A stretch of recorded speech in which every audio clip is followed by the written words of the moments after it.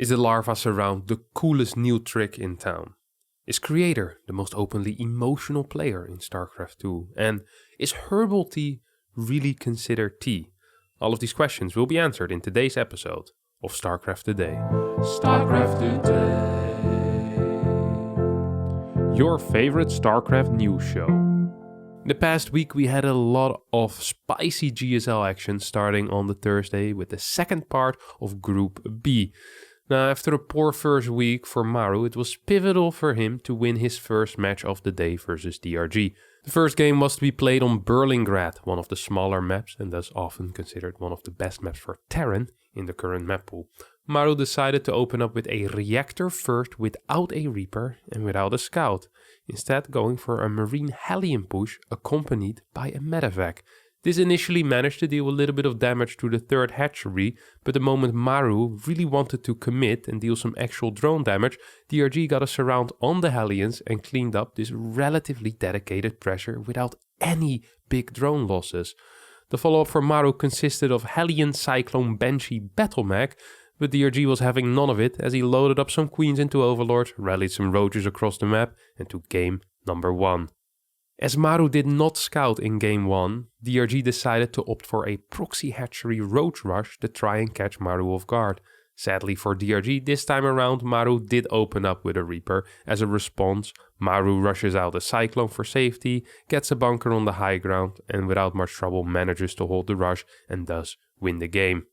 The final map was played on the 4-player GSL map Nautilus, and although Maru got the close spawn positions, he still decided to opt for a mech opening rather than bio. Starting with a battlecruiser and a bunch of Hellions, his initial round of harassment actually dealt a surprising amount of damage, killing over 15 workers and a crap ton of links as well. After his poor start, DRG decides to transition into Swarm Host Roach to try and deal continuous damage against the mech army, and honestly does a pretty good job at that. Every single wave seems to do more and more damage, and when Maru decides to counterattack with his battlecruisers, DRG gets a kill on the Terran vulnerable fort base, and from there on out manages to win the game, adding in some Corruptors into the mix as well to deal with the BCs. 2-1 in favor of DRG.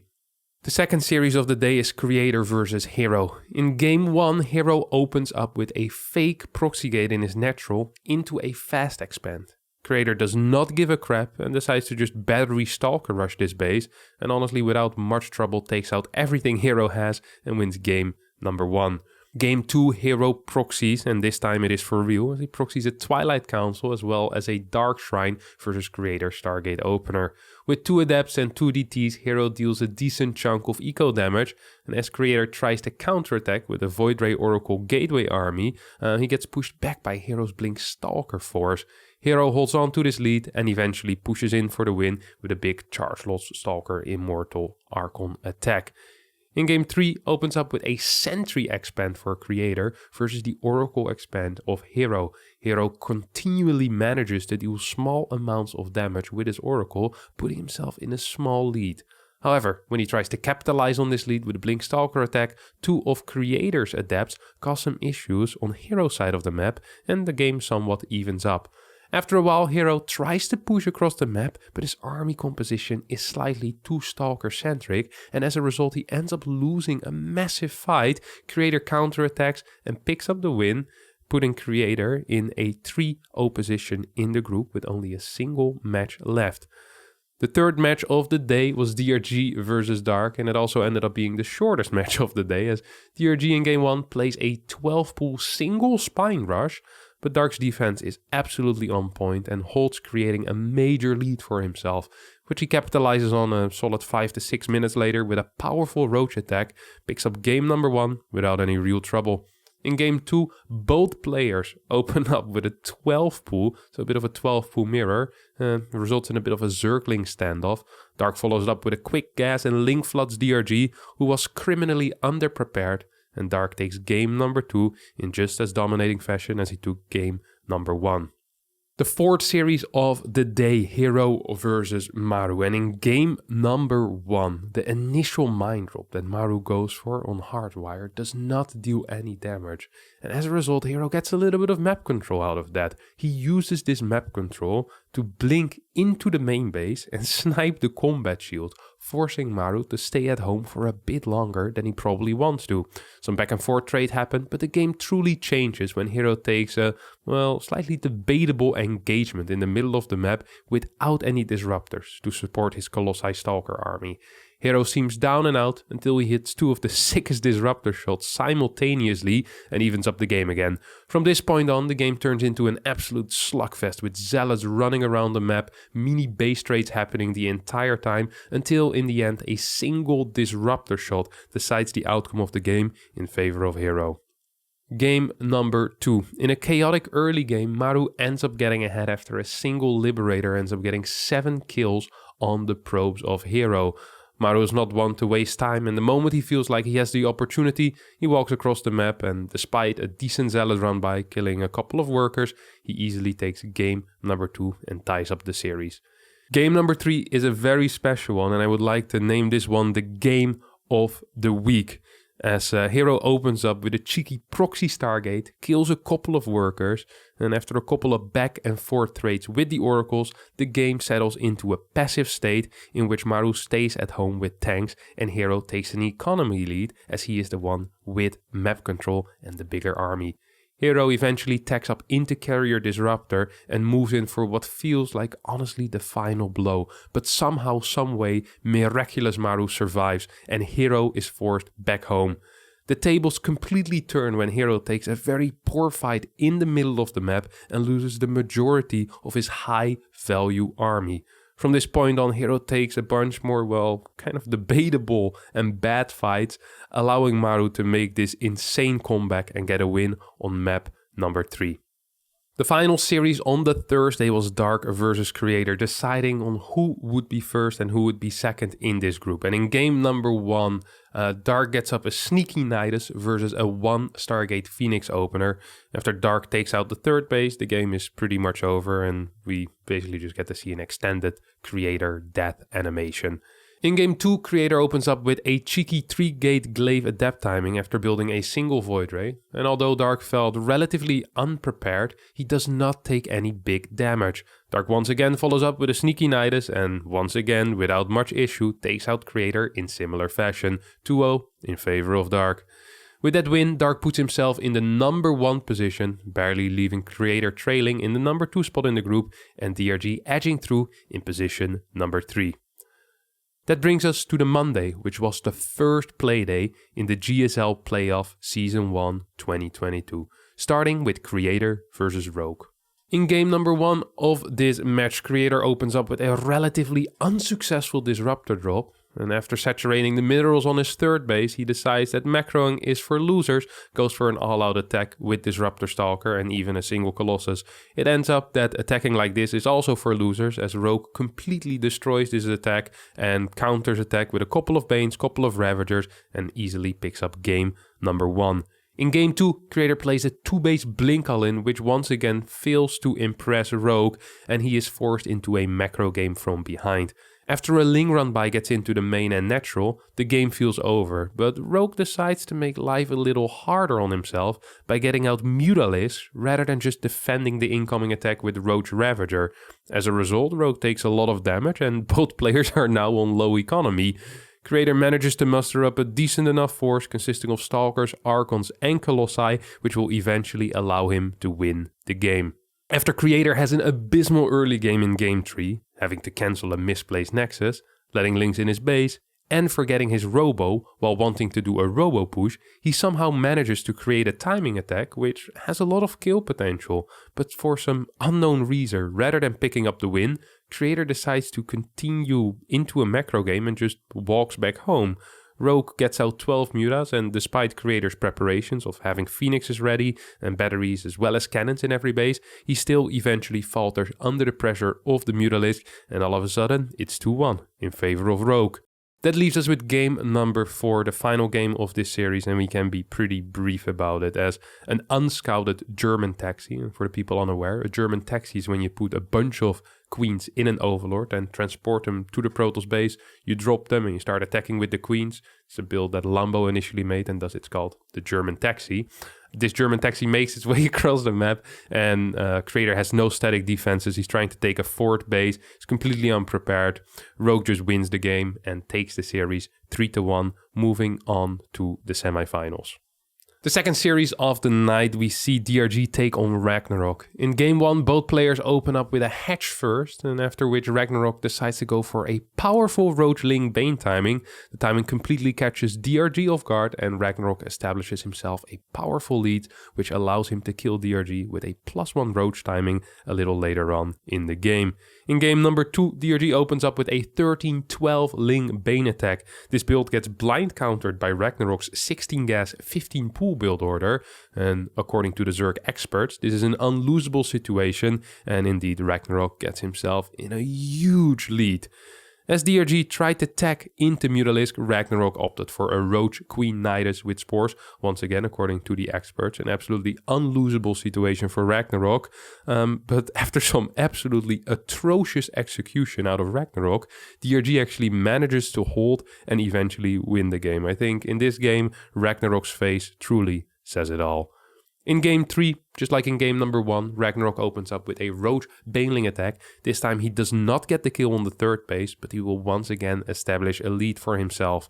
Both players tack into a lair and get a spire, or well, not just a spire. DRG accidentally builds 2 spires, and funnily enough does not actually end up building a single air unit, as he rather opts for a Roach attack to try and kill Ragnarok.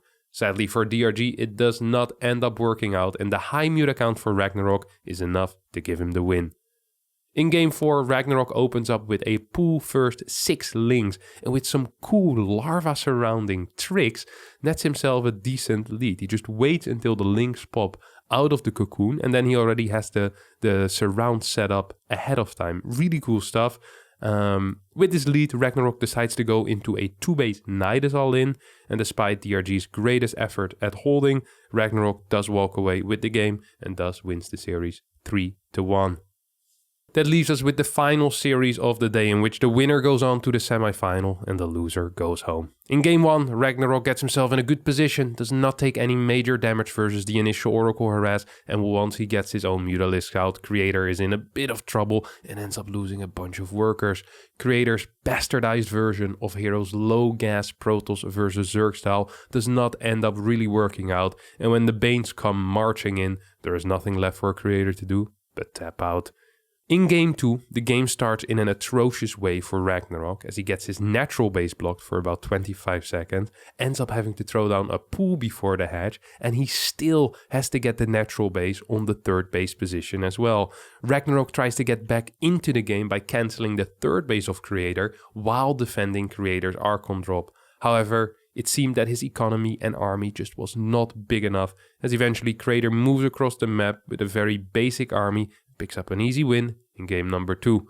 In game 3, Creator opens up with a bunch of oracles and a void ray and managed to kill a couple of drones. He then follows up with the exact same build he played against Rogue on Blackburn.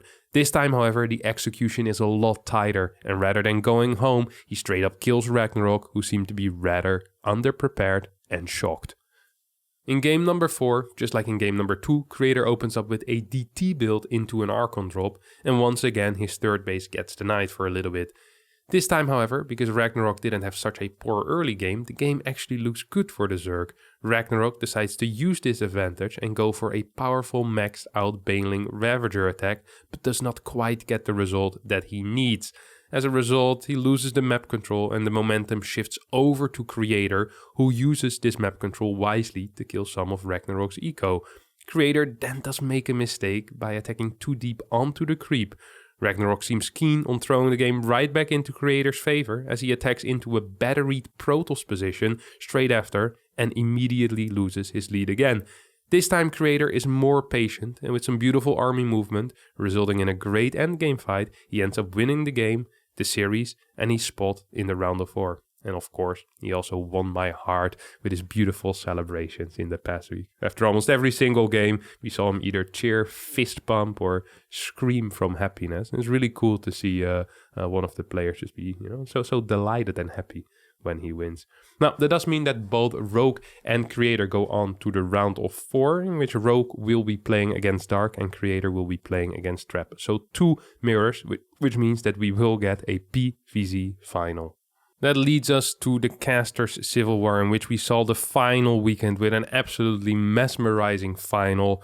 The finals ending up in a 3-2 victory for the Stasis Wardies in a final game that can only be described as wild, exciting, anxiety-inducing. And it's a game that a lot of people will remember for a very long time, as there were some pretty decently sized throws in there, some debatable decisions as well. And in the end, Spirit ends up winning it for the Stasis Wardies.